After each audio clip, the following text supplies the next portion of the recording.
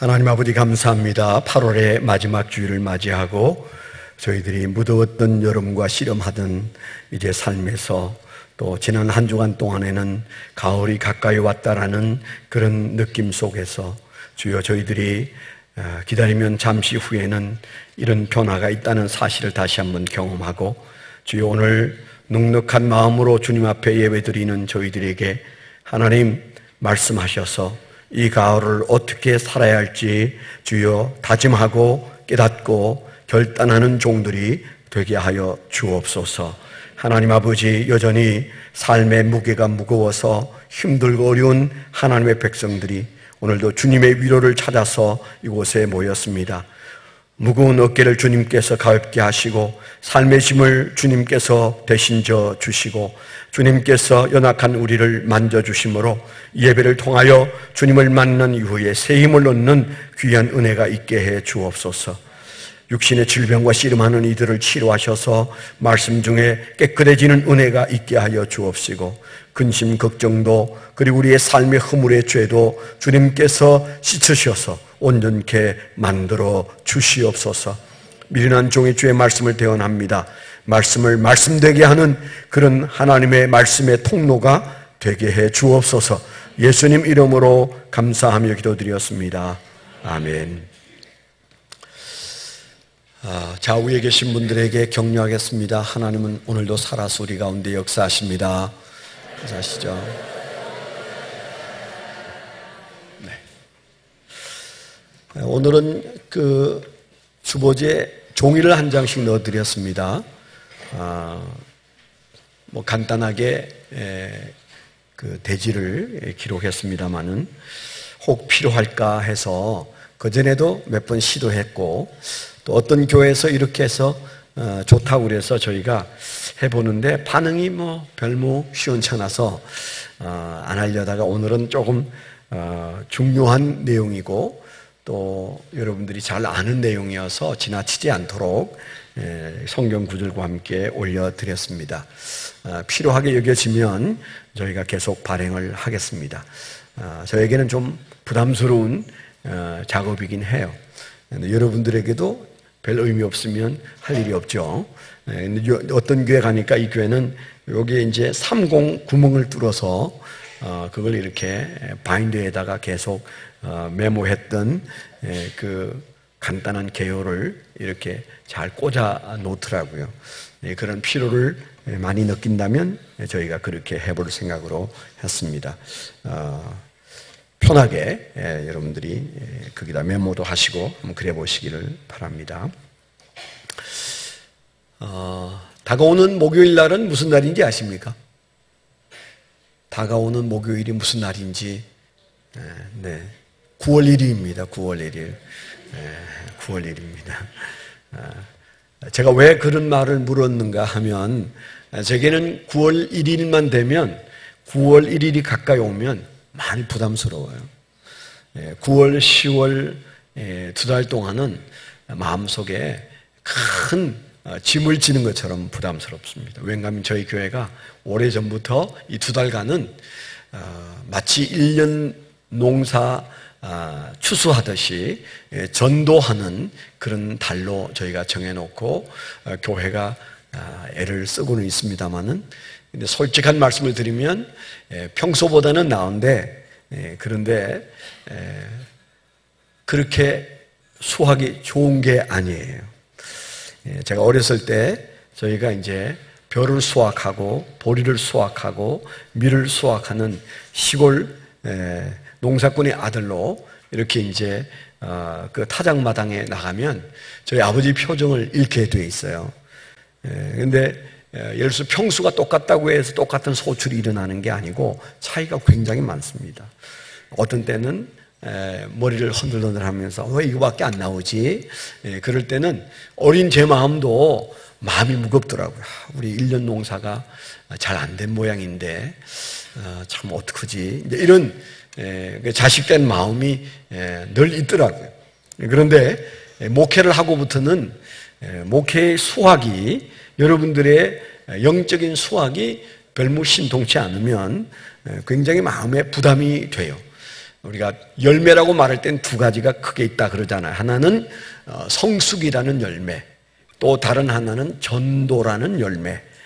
그리스도인들은 반드시 열매를 많이 내야만 되는데 우리는 예수 믿고 성숙해 가고 있는가? 올해도 많이 성숙했는가? 그게 열매예요. 또 다른 하나는 나는 부지런히 전도를 해서 누군가를 예수 믿게 도와주었는가?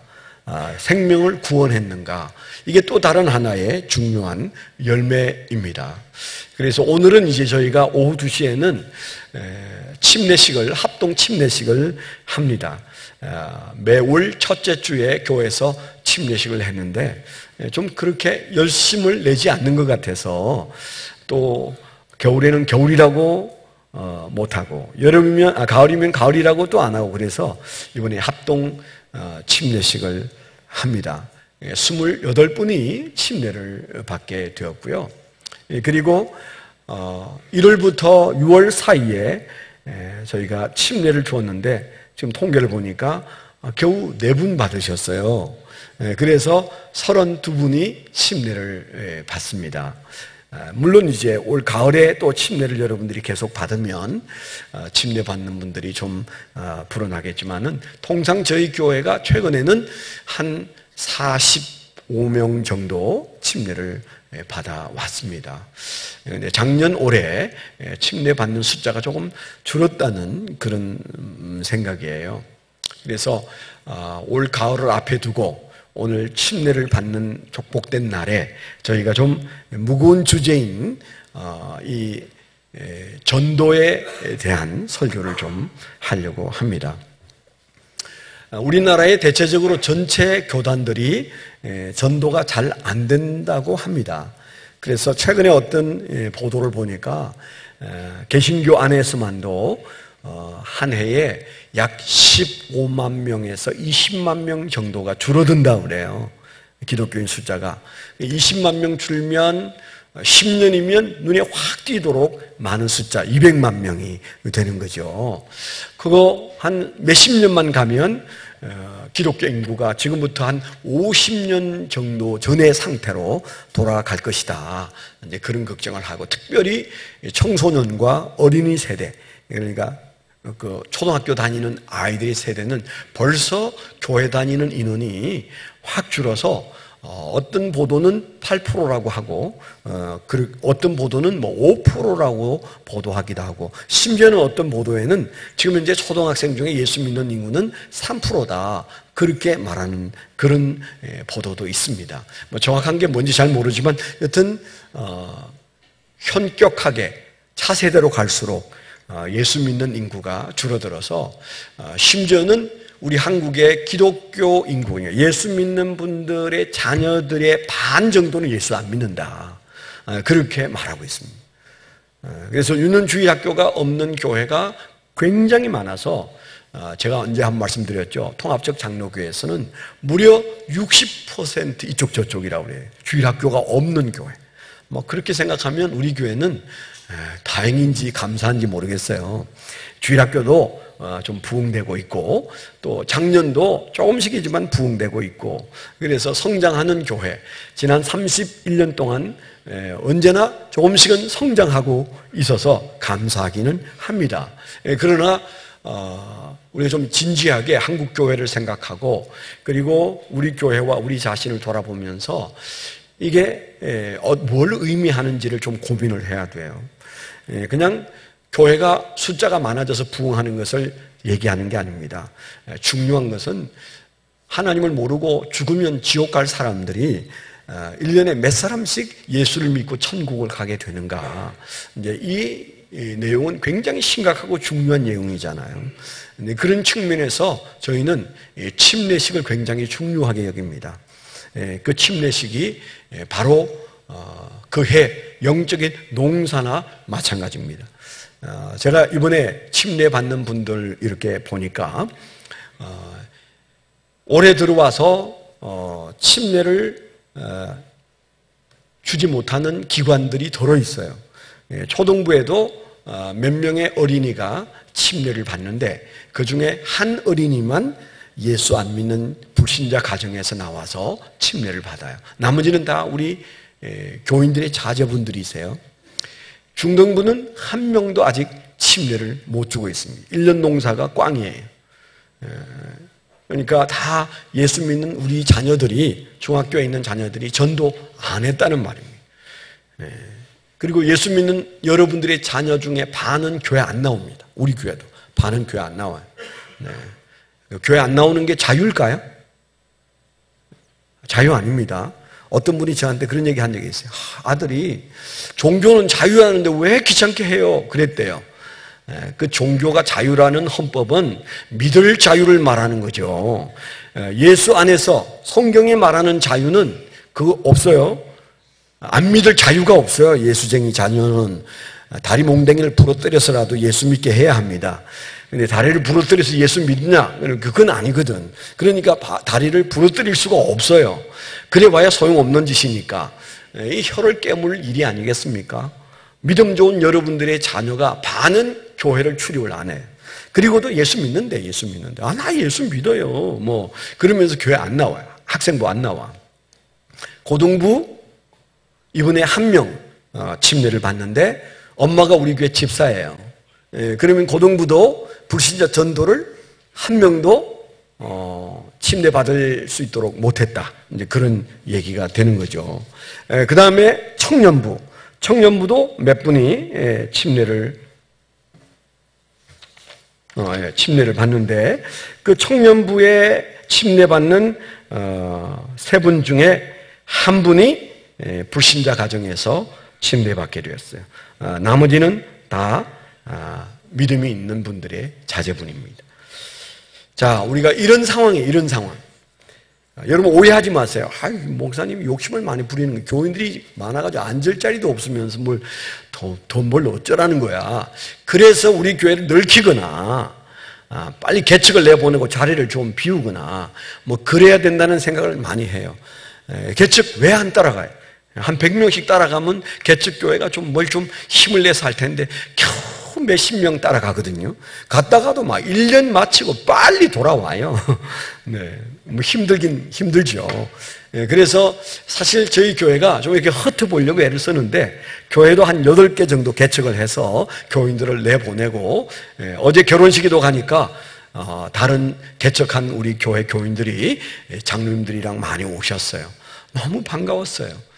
그렇게 좀 이렇게 많이 나가서 좀 이제 개척도 해야 되는데, 여러분 제가 늘 하는 얘기지만 우리 본당에 다 앉으면 한 600명 정도 앉을까 말까 그렇습니다. 600명 앉히려면은 줄이를 털어야 돼요. 요 앞에 자리가 비었지만 안 앉잖아요. 앞에 와 계신 분들은 훌륭한 분들이세요. 졸 수가 없기 때문에 다 뒤로 가거든. 그 중청에 또 가서 앉았고, 중청에는 좀 자리가 비었고, 우리가 3번 예배를 드리는데요. 3번을 예배를 드리는데 사실 우리 교인의 숫자가 좌석 수보다 거의 배 가까이 됩니다. 그래서 여러분 마음속에 늘 교인은 많고 자리는 부족하고 주차할 수도 없고 전도 꼭 해야 되나 이제 그런 생각을 가지기 때문에 교회에 한 100명씩 부사역자들이 나가서 전도를 개척을 하든지 무슨 수를 좀 내서 또 아니면 교회를 이 2배로 키우든지 크게 하든지 그래야 되는데 교회를 2배로 크게 하려면 여러분들이 1인당 1,000만 원씩 헌금하셔야 돼요. 할 마음 없으시죠? 저도 안 하고 싶어요. 늘 마이너스 통장이라 그만 건축 헌금 그만하고 싶은 마음이에요. 그래서 지금 몇 년째 우리는 건축 헌금을 작정을 하지 않고 있습니다. 그런데 교회를 넓힐 수 없다면 우리가 어떤 방법으로 예배를 또 4부를 드리거나 5부를 드리거나 방법은 얼마든지 있습니다. 그런데 눈에 보이는 교회 규모가 괜찮다. 내가 없어도 돌아가고 그런다는 생각을 하다 보니까 전도가 열심히 일어나지 않는 심각한 현상이 일어나고 있습니다. 그래서 부흥 강사들이 흔히 하는 나쁜 말이 있어요. 교회는 묵은 닭만 있으면 안 된다. 알을 낳아야 되는데 알을 안 낳는 묵은 닭들이 너무 많다. 그런 교회는 심각하다 그랬는데 어느 날부터 제 마음속에 나부터도 저부터도 이게 전도에 대한 어떤 그 열정이 이렇게 시원찮아서 되겠나 그런 마음이 참 많이 들면서 어제 토요일에도 우리 사역자들과 함께 씨름하면서 제가 설교할 때 얘기한 것이 바로 이 전도가 무슨 교회를 키우기 위한 게 절대 아니다. 전도 안 하면 우리 각 개인이 그리고 교회가 죽어요. 신앙이 죽어요. 재미가 하나도 없어요. 우리만 재미없을까요? 우리를 붙들고 계신 성령님도 재미가 없고 하나님 우편에 앉아 계신 예수님도 재미가 없고 하늘 보좌에 계신 하나님도 재미가 없고 재미있는 사람이 누가 있어요? 딱 하나, 사탄만 재미가 있어요. 그래서 참 우리가 이 전도는 너무너무 심각하다. 올해 이제 9월, 10월 2달 동안 부담은 좀 되시지만은 우리가 한 명 이상을 반드시 교회로 인도할 수 있을 만큼의 전도가 되어야 돼요. 그래서 우리가 그런 목표를 세우시고 최종 목표는 한 목장의 한 가정을 우리가 전도하는 것이 최종 목표이긴 합니다만 그 목표를 달성하려면 우리 각자가 이 2달 동안 우리는 많은 만나는 사람에게 복음을 전해서 그들이 예수 믿는 중에 한 분은 우리가 교회로 인도할 수 있는 그런 상황이 돼야 된다. 이게 이제 저와 여러분들의 지금 현재 마음에 있는 목표예요. 물론 우리가 전도하는데 그 사람이 내 말을 듣고도 움직이지 않는 건 어쩔 수 없어요. 그것 다음에 부담은 좀 내려놓으셔야 돼요. 제가 이렇게 보면 교인들이 난 전도 못했어. 그 결과를 자꾸 고민해요. 내가 교회 나와서 딱 누구를 등록시켜서 그 사람이 얼마 있다가 집사도 되고 나보다 더 신앙이 좋아지고 그게 우리가 바라는 꿈입니다. 그렇지만은 그건 그냥 우리 생각이에요. 전도는 우리가 복음을 전하는 데 있습니다. 내가 복음 전했는데 그 사람이 당분간 나 믿기 싫어요. 글쎄요, 나는 이해가 안 돼요. 당신이나 잘 믿으시오. 우리가 그렇게 내가 복음을 전했는데도 받아들이지 않는 사람을 우리가 어쩌란 말입니까? 어떻게 해요? 주님께서 그 다음을 얘기하시지 않았어요. 우리가 최선을 다하면 됩니다. 우리는 전도의 좋은 통로예요, 통로. 하나님이 전도하세요. 하나님이 전도하시기 위해서 이 세상에 예수 그리스도를 그 아들을 보내셔서 죽기까지 하셨습니다. 그 하나님의 전도의 메신저로서 우리가 하나님의 전도의 통로예요. 통로는 통로 역할만 해도 됩니다. 그런데 대부분의 사람들은 전도에 지쳐 있어요. 두려워하고 있어요. 왜냐하면 내가 전도했는데 반응이 별로 안 좋아. 내가 전도해도 예수 믿으려고 하지 않아. 전도는 힘들어. 우리가 이렇게 생각하면서 전도의 불을 꺼버립니다. 아닙니다. 대강성 전도 운동은 전도의 불을 비춰서 내 마음속에 전도해야 되겠다라는 열정이 일어나는 것이 대각성이에요. 그리고 우리가 만나는 사람에게 우리가 말할 수 있는 대로 목사같이 말 잘하는 사람은 할 말이 많을 것이고 이제 예수 믿은 지 얼마 안 되는 분은 여러분들이 할 말이 별로 없을 거예요. 근데 그렇지만은 우리가 전도하는 이 행위를 통하여 하나님이 그 영혼을 살리도록 기대하면서 우리는 복음이 무엇인지 예수가 어떤 분이신지 왜 내가 예수 믿는지 그 얘기를 여러분들이 진지하게 해주면 끝납니다. 아멘. 그런 측면에서 저는 오늘 간단하게 3가지를 말씀을 드리려고 하는데요. 우리가 왜 복음을 이 가을에 전해야 되는가? 2달 동안 열심히 복음 전도를 해야 되는, 복음 증거를 해야 되는 이유를 3가지만 말씀드리겠습니다. 첫째는요, 우리가 너무 많은 복음의 사랑의 빚을 졌기 때문에 빚진 자예요. 우리가 엄청난 빚을 졌습니다. 그래서 우리는 마땅히 행동해야 합니다. 그래서 우리가 이 복음의 빚진 자라는 사실을 염두에 두면 그래, 내가 빚을 갚아야 돼.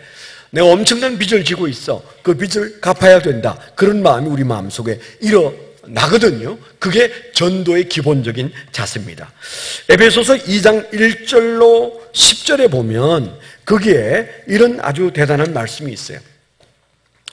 그게 보면 그때 너희는 그 가운데서 행하여 이 세상 풍조를 따르고 2장 1절을 한번 먼저 보여주시죠.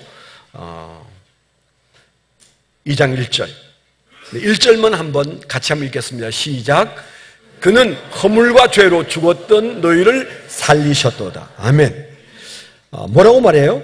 그는 허물과 죄로 죽었던 너희를 살리셨도다. 이 세상에 우리가 빚을 져도 돈을 빚진 것은 그저 빚진 겁니다. 그런데 생명을 빚진 것은 갚을 길이 없어요. 그런데 성경에 뭐라고 되어 있다고요? 너희가 허물과 죄로 죽었었는데 그분이, 예수님이 너희를 살리셨다. 예수 믿는 사람들은 이 말씀 앞에서 우리는 무한 빚진 자의 심정으로 서게 되어 있습니다. 5절에도 그런 말씀이 있어요. 허물로 죽은 우리를 그리스도와 함께 살리셨고, 허물로 죽은 우리를, 죽을 뻔한 존재가 아닙니다. 내가 안 믿었으면 죽을 뻔했다가 아닙니다. 예수를 믿는 순간 죽었다가 살아난 겁니다. 영적으로 우리는 죽었던 자인데 살아났어요. 그래서 5절에도 허물로 죽은 우리를 그리스도와 함께 살리셨다고 그랬어요. 왜 살리셨는가? 7절에 보니까 이는 그리스도 예수 안에서 우리에게 자비하심으로써 그 은혜의 지극히 풍성함을 오는 여러 세대에 나타내려 하심이라. 하나님이 어떤 분인지 나타내려고 하기 위하여 일찍이 우리를 예수 믿게 해주셨다. 우리를 살리셨다. 그래서 우리가 살아난 자는 하나님이 어떤 분인지를 얘기해야 된다는 말씀을 하고 있는 거예요. 10절에도 보면 하나님이 우리를 왜 공로 없는 우리를 예수 믿고 영적으로 살아나게 하셨는가? 착한 일을 하게 하기 위하여. 이 세상에 착한 일이 뭐예요? 불쌍한 사람 도와주는 게 착한 일입니다. 그러나 죽은 자를 살리는 일은 비교할 수 없는 착한 일이에요. 그래서 우리가 어떤 빚을 지고 있는가? 생명을 빚진 것입니다. 하나님께 생명을 빚진 것입니다. 로마서 1장 14절 15절에도 보면 거기에 바울 사도가 로마 교인들에게 쓴 편지에 나는 이 세상 모든 사람에게 빚진 자다 그렇게 말했어요. 같이 한번 읽으시죠. 시작. 헬라인이나 야만인이나 지혜 있는 자나 어리석은 자에게 다 내가 빚진 자라. 무슨 빚을 그렇게 많이 졌을까요? 그가 말하는 빚은 나는 예수 그리스도에게 생명을 빚졌는데 그 생명을 빚진 마음으로 사람들을 보면 예수님이 저 사람도 살리고 싶어 하시는데 내가 이 빚진 자의 심정으로 저 사람들을 살려야 되는데 그런 마음이 생긴다. 그런 얘기를 하고 있는 거예요. 바울 사도만 빚졌을까요? 저만 빚졌을까요? 오늘 예수 믿어 구원받았다고 믿는 여러분들은 다 죽었었는데 살아난 자들입니다. 생명을 빚지고도 그저 내 앞에 불신자가 있는데 그에게 복음이 무엇인지, 천국이 무엇인지, 지옥이 무엇인지, 예수님이 어떤 분인지 진지하게 말하지 않는다면 그건 빚진 자의 태도가 아니에요. 제가 여러분들에게 이제 동영상 하나를 보여드릴 텐데 오늘 동영상 2개를 보여드립니다. 짧지는 않습니다. 그래서 여러분들이 편하게 보시면 은혜가 될 텐데요. 빚진 자의 심정을 가진 어떤 목사님이 최근에 유엔에서 전 세계 유엔 대표들을 모아놓고 그분이 간증하는 내용입니다. 6분짜리 간증이 있는데 그 리라고 하는 이 미국 목사님이 죽었다가 45분 만에 살아난 분이세요. 기절한 게 아니고 숨이 딱 끊어진 지 45분 만에 의학적으로는 절대 살 수 없는 이분이 호주에서 공항에서 쓰러져서 45분 만에 살아난 사건 때문에 유엔이 모이는 곳에서 이분이 간증을 한 내용입니다. 보신 분도 계시겠지만은 여러분 한번 등을 이제 이렇게 의자에 싹 기대고 편안하게 영화 보듯 보셔도 괜찮습니다. 한번 잠깐 6분 동안만 한번 시청을 하시죠.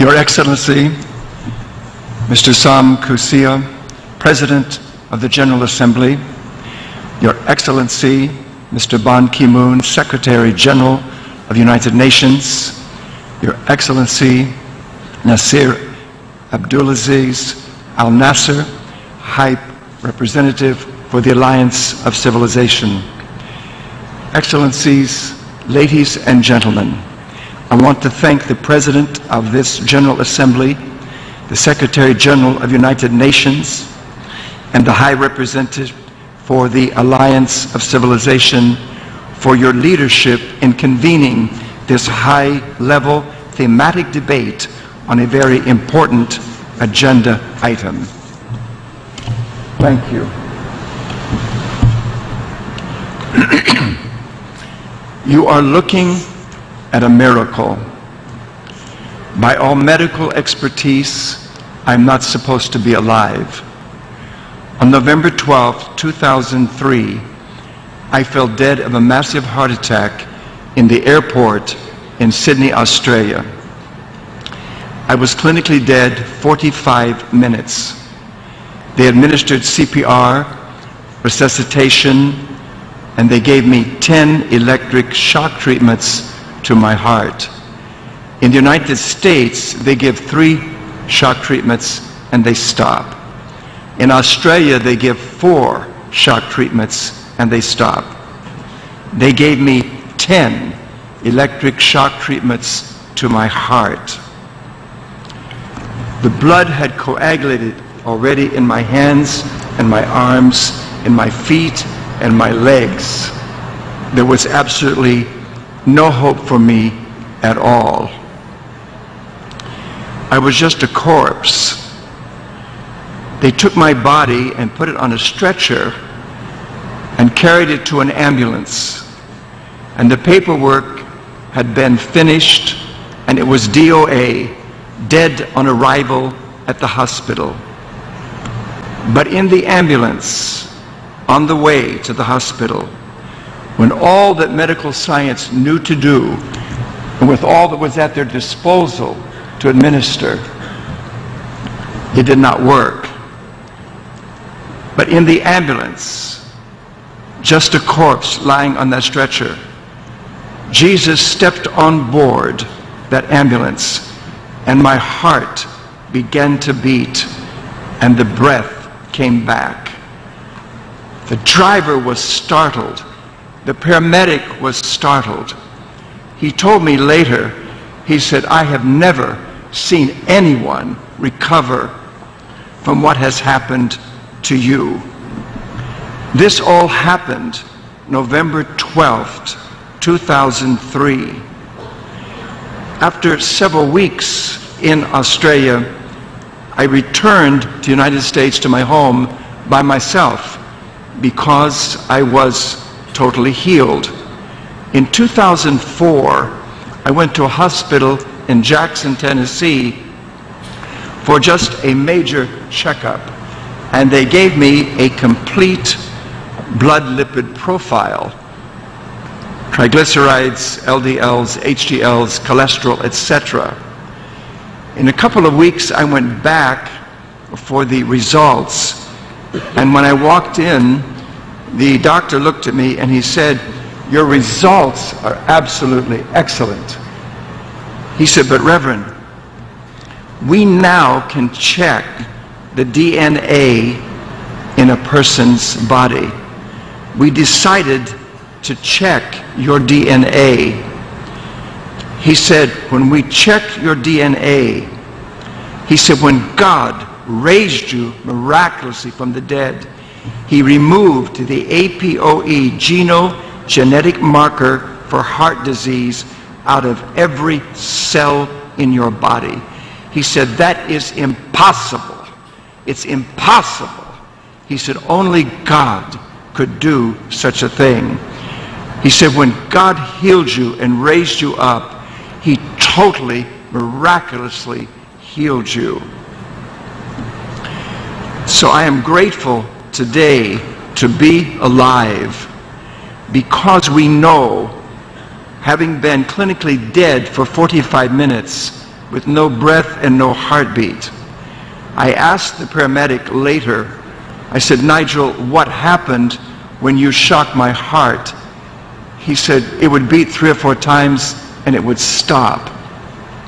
We know that after 6 minutes or less, with no oxygen to the brain, there is irreparable brain damage. But God has totally raised me from the dead. Finally, a doctor looked at me and he said, you have defied all the laws of medical science. I looked at him and I said, I didn't, but I know the one who did. His name is Jesus. I am an apostolic Christian. And my message here to you today is this. In the New Testament, in the book of Acts, chapter 2 and verse 38, it says, repent and be baptized every one of you in the name of Jesus Christ for the remission of your sins, and you shall receive the gift of the Holy Ghost. The answer, Your Excellencies, to the violence in our day and to the human atrocities in our day is Jesus. He is the Prince of Peace. I give you Jesus. God bless you. Thank you.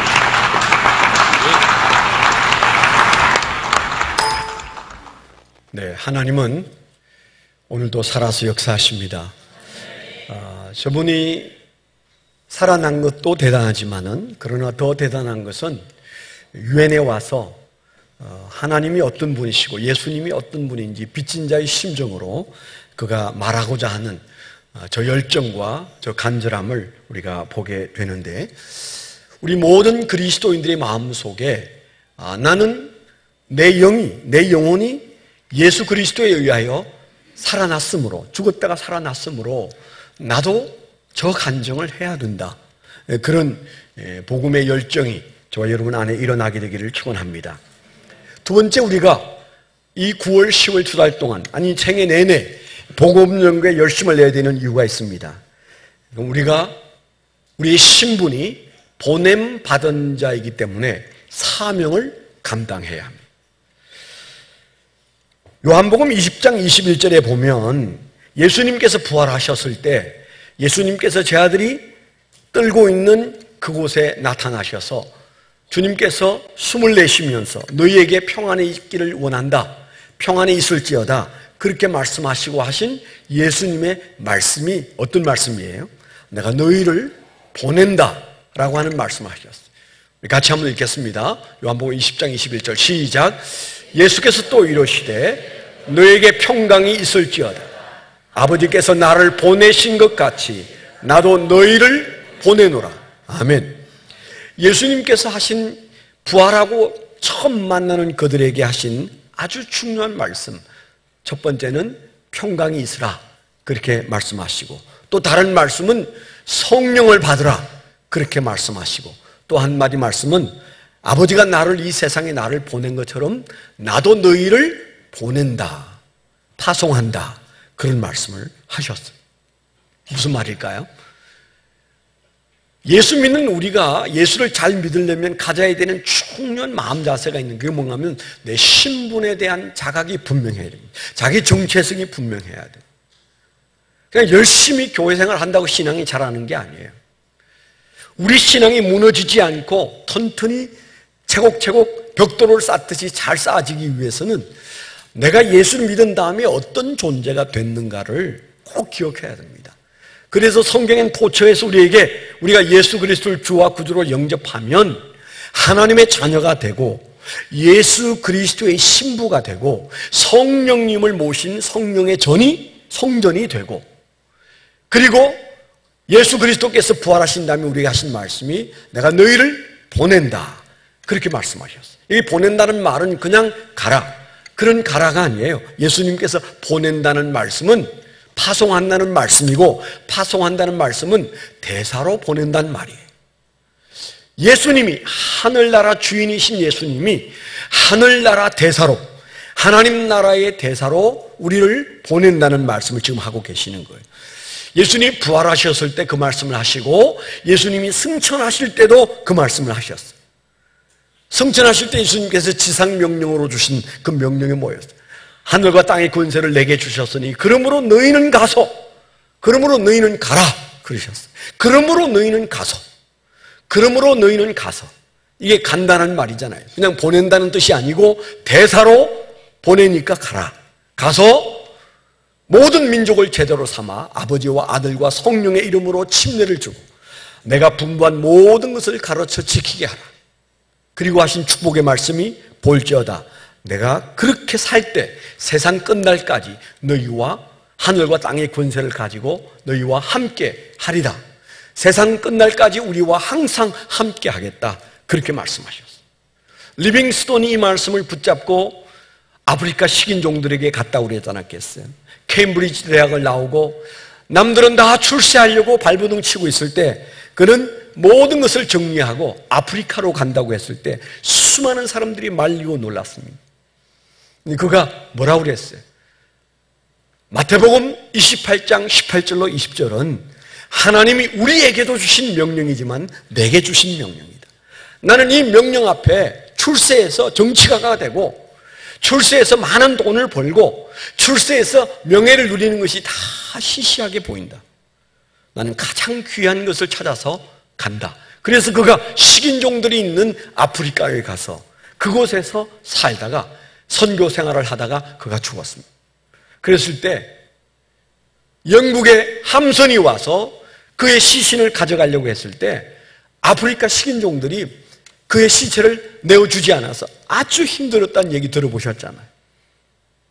우리는 우리의 생명이 어린인 리빙스톤의 시신을 내어줄 수가 없다. 그는 반드시 여기에 묻어야 된다. 그렇게 그들이 고집을 피우는 일은 무슨 일 때문일까요? 리빙스톤이 와서 사람도 잡아먹던 우리가 하나님을 알게 되었다. 그래서 그들이 하나님을 섬기게 된 사건이 사실은 리빙스톤의 인생에 있었습니다. 그가 바로 믿었던 이 말씀, 주님이 나를 보내시면 내가 이 세상에 한 나라의 대통령이 대사로 보내도 굉장히 자랑스러워서 파티하고 그 국가로 가는데 하나님이 나를 불러서 대사로 보내시는데 이보다 더 큰 축복이 어디에 있단 말인가? 그래서 그는 기쁘게 아프리카 밀림으로 들어갔다는 사실도 우리가 잘 압니다. 뭘 얘기하는 걸까요? 그가 은혜 받은 것 때문에 대사의 심정을 가졌을까요? 아닙니다. 우리 모두에게 주시는 말씀이에요. 부활하신 예수님께서 그리고 승천하시는 예수님이 특정 몇 사람에게 한 말이 아니에요. 모든 예수 믿는 사람들에게 우리가 대사라고 말씀하세요. 하나님 나라의 대사라고 말씀하세요.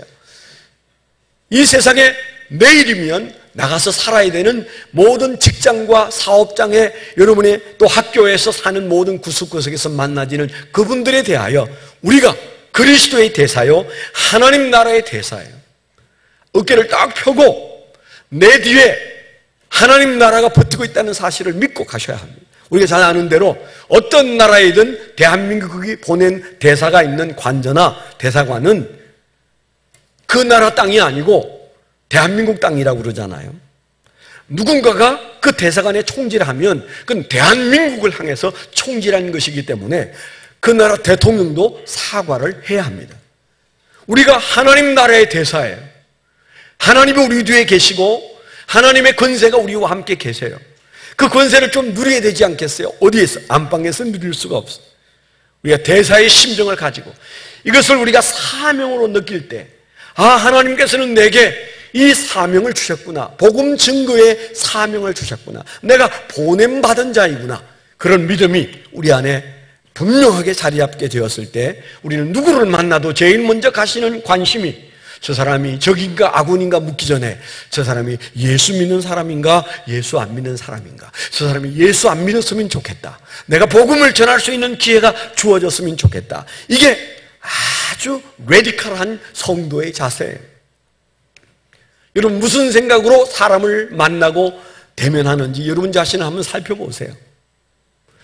그 사람에게서 무엇을 기대하는지, 무엇을 두려워하는지 여러분들이 여러분 자신을 살펴보세요.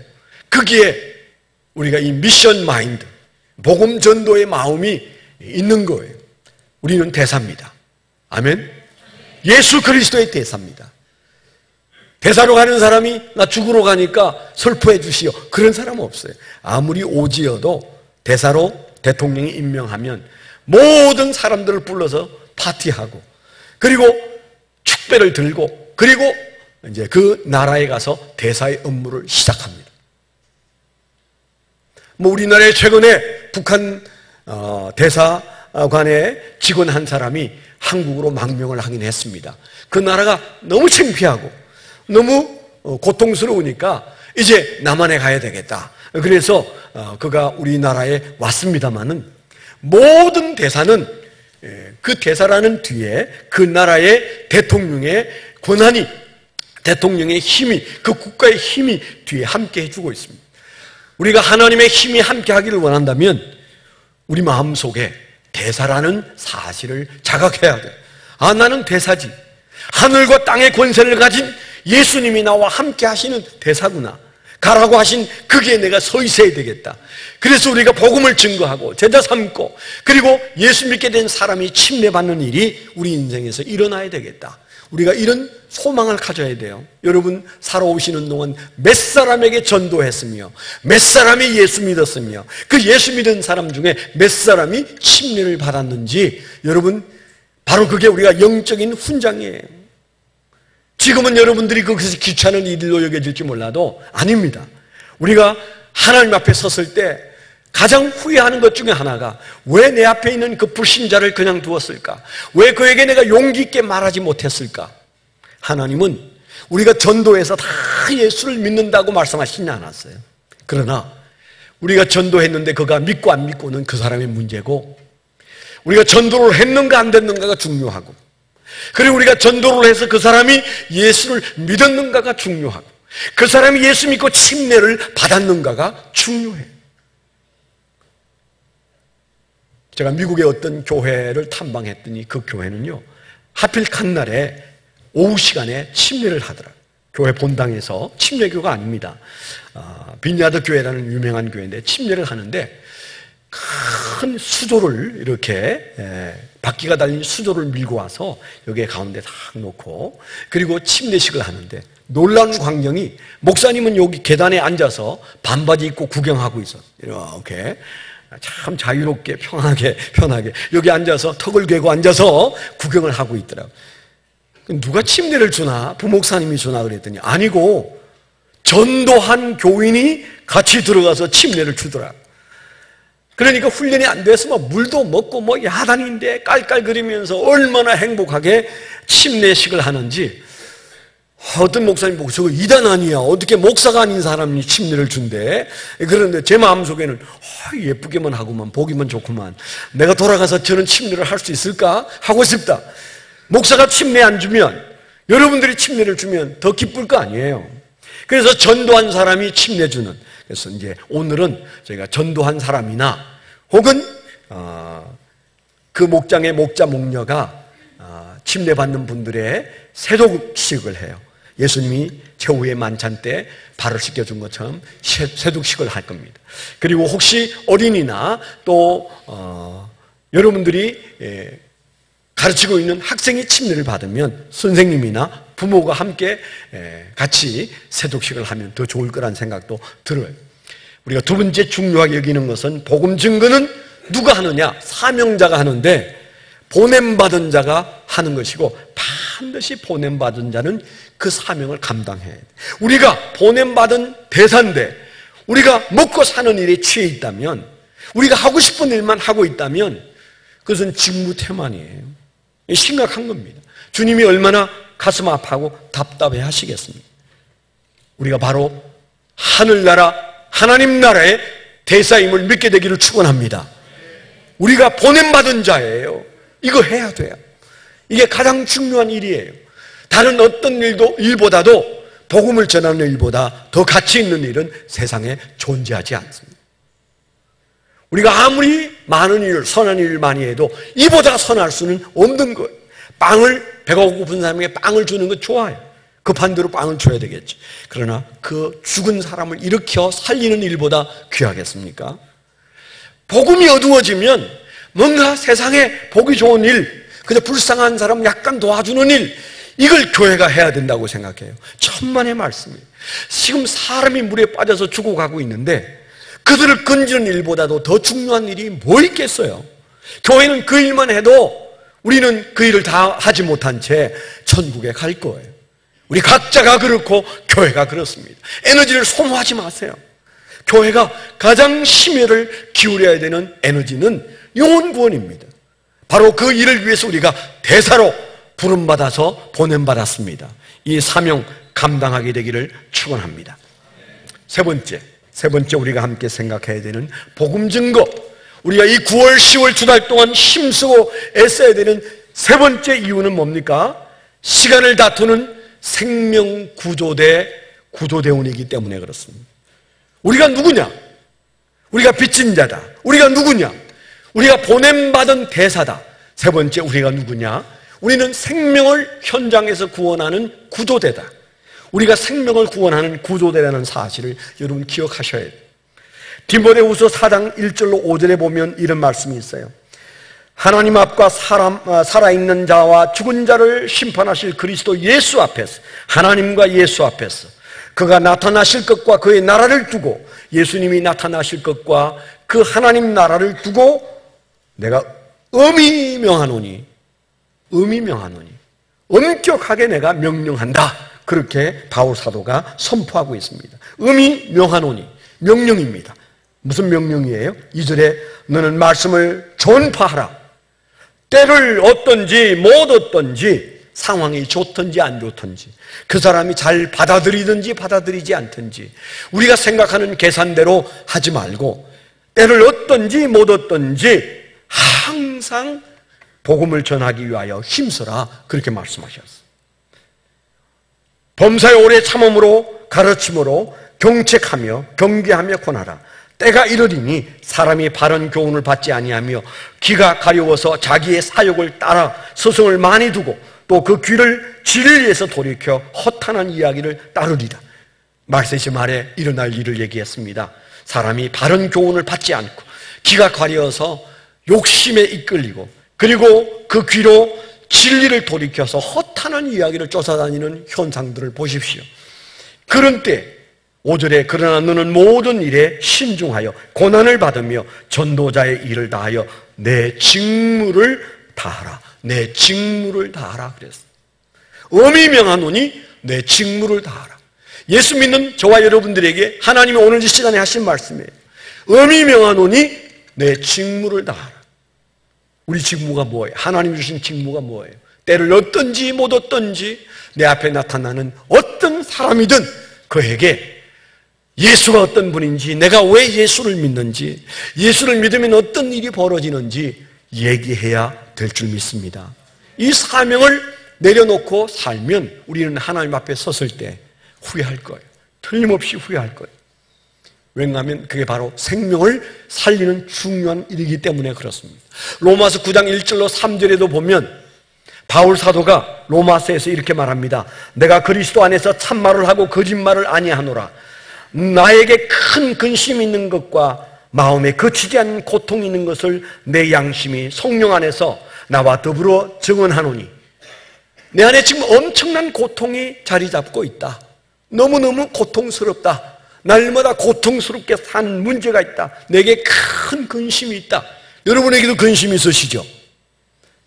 그런데 바울 사도가 이렇게 큰 근심이 있다고 말하는 그 근심이 뭡니까? 내 동족이 예수를 믿지 않아서 너무너무 내가 괴롭다. 그렇게 말합니다. 내 형제가 예수를 믿지 않아서 내가 너무 고통스럽다. 근심이 많다. 여러분, 우리가 해야 할 진정한 근심은 먹고 사는 근심이 아닙니다. 그건 하나님이 책임지겠다고 했습니다. 우리가 해야 할 마땅한 가치 있는 근심은 내 사랑하는 내 주변의 사람들이 예수를 믿지 않는다는 사실이 내 마음속에 너무 고통스러워야 그게 진정한 그리스도인의 마음이에요. 여러분, 누군가가 예수를 믿어야 되는데 믿지 않아서 마음이 너무 힘들다. 여러분 그런 마음이 있으세요? 여러분의 좋은 마음을 가지고 계세요. 예수의 마음을 가지고 계세요. 우리 안에 계신 성령님이 가지고 있는 마음을 가지고 계세요.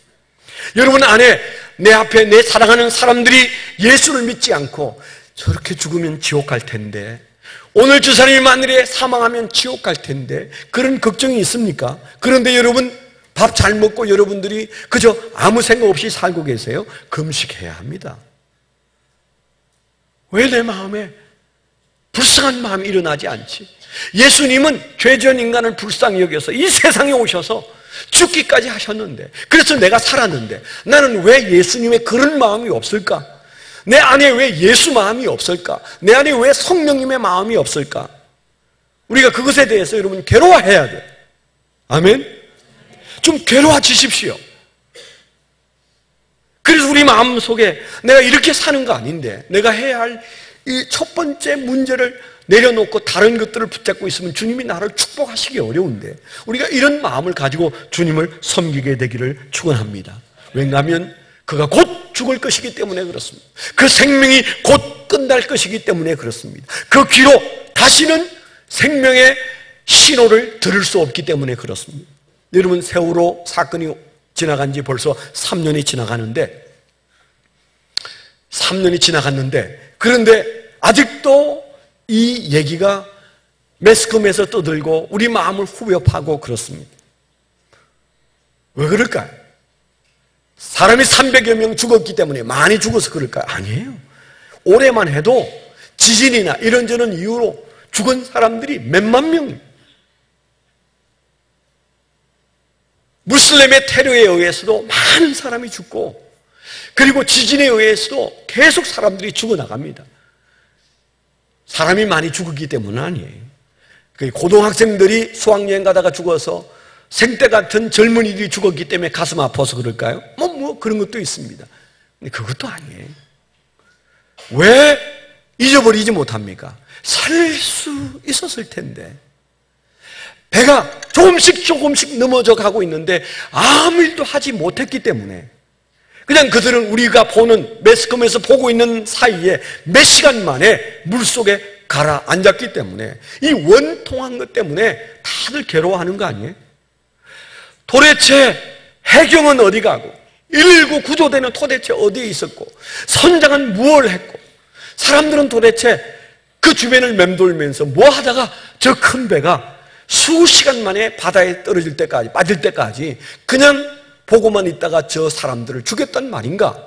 살릴 수 있는데 살리지 못했기 때문에 그렇고 도대체 그럴 때 대통령은 도대체 그 뭘 하고 있었느냐? 그래서 사람들이 대통령까지 어떻게 쓰든 괴롭히고 있잖아요. 사람이 많이 죽어서도 아닙니다. 아이들이 죽어서만 아닙니다. 세월호의 사건의 심각성은 살릴 수 있었는데 죽어가는 모습을 그냥 눈 뜨고 보고 있었기 때문에 그 고통이 사라지지 않는 거예요. 하나님도 똑같은 말씀을 하실 거예요. 네 앞에서 죽어가는 사람을 보고 있으면서 너는 밥 잘 먹고 일상의 삶에서 돈벌이 하면서 그렇게 살았단 말이냐? 너희 형제, 너희 부모, 너희 자녀, 너희 친구, 너희 직장 동료 그들이 하나님을 모른 채 어리석어 자기 스스로 죽어가는 것도 모른 채 살아가는 그 사람들을 그저 아무 생각 없이 그들과 더불어 살다가 어느 날 그가 이 세상을 떠나게 되면 너의 마음이 얼마나 괴롭겠냐. 이것이 하나님이 우리에게 주시는 말씀이세요. 예수님께서 어느 날 부지런히 아침 일찍부터 제자를 이끌고 걸어서 사마리아 성에 들어갔습니다. 제자들을 잠깐 동네 가서 점심을 준비하라고 그랬어요. 그리고는 혼자 있는 한 여인에게 다가가서 물을 깃는 여인에게 예수님께서 이런저런 얘기를 하면서 그에게 복음을 전했어요. 잠시 후에 점심을 준비해온 제자들이 예수님 시장하시죠? 드시죠? 아니, 나에게는 다른 양식이 있다. 뭔데요? 나는 한 영혼을 구원하는 일이 먹고 사는 것보다 중요하다. 그렇게 말씀하셨죠. 예수님의 그 마음 때문에 예수님은 오셨고 죽으셔서 우리가 구원받았어요. 마땅히 그분의 마음을 가져야 돼요. 그런데 우리는 그런 마음이 우리 마음속에서 크게 일어나지 않습니다. 그래서 우리 앞에 죽어가는 사람들을 보면서 때가 아니라고 말하거나 내가 말주민이 없다고 말하거나 내 마음이 열심히 안 일어나니까 좀 있다가 열심히 생기면 말하겠다고 하거나 이것은 다 주님이 원하는 태도가 아닙니다. 제가 이제 마지막으로 여러분들에게 보여드릴 그림이 하나 더 있는데 그 그림은 미국의 유명한 대학을 다니는 오하이오 주립대학을 다니는 조셉이라는 한 흑인 청년이 한국에 와서 길거리에서 버스킹을 하고 있어요. 버스킹. 길거리 노래를 부르고 있습니다. 그가 버스킹을 하고 있는 이유는 하나님이 나를 한국에 보내셨다. 나는 이 일을 중요하게 여긴다. 그래서 열심히 그가 하는 장면이 찍혀서 이제 보도가 되었는데 여러분 그 청년의 마음을 읽고 하나님의 마음을 읽는 시간이 되시기를 축원합니다. 잠시 한번 보시고 말씀을 마치려고 합니다.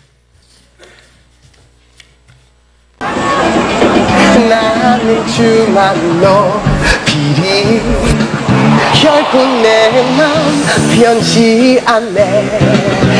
세상 모든 권세 모든 영광 십자가 앞에 다 버리고 나의 충성과 내 헌신 내 모든 소망 오직 예수 오직 우리 주께 오직 우리 주께 오직 우리 주께 우리 같이 할까요?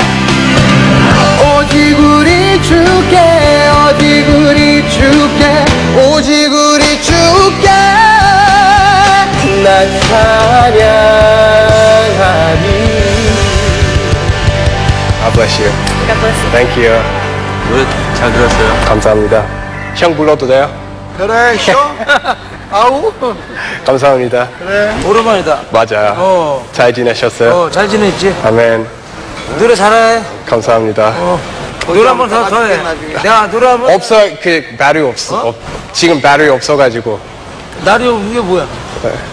배터리? 지금. 아, 배터리 없다고? 네네네. 아, 그래? 네네네. What's your name? Joseph. My name is Joseph Butzo, born in Ohio and raised in Georgia. 한국 이름은 최준섭이라고 합니다. 4 years ago, first time I came here was to study Korean. Although I was born in America, when I'm in Korea, I feel like I have purpose. It's where I belong. Korea is home now.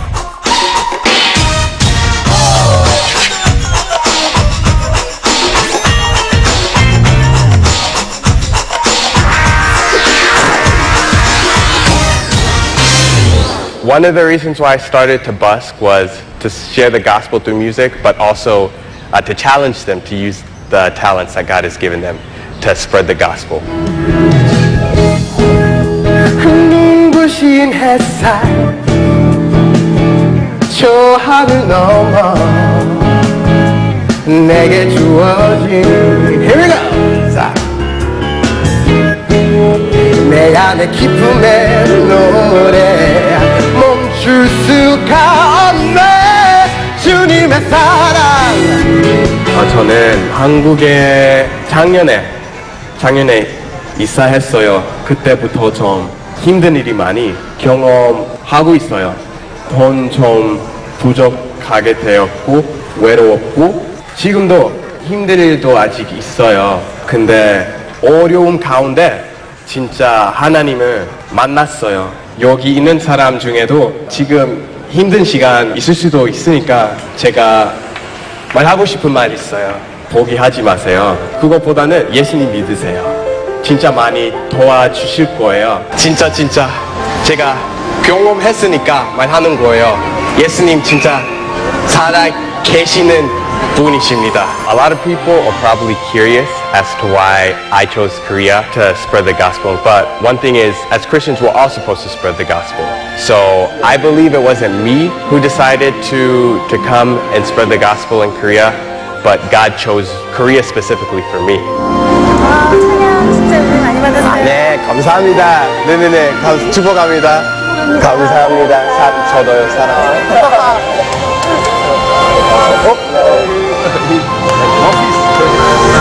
감사합니다. 예수님 믿으신가요? 기도할게요. 네, 감사합니다. 죽음도 생명도 쳤다도 하늘의 어떤 꽃에도 You better get it. 아멘.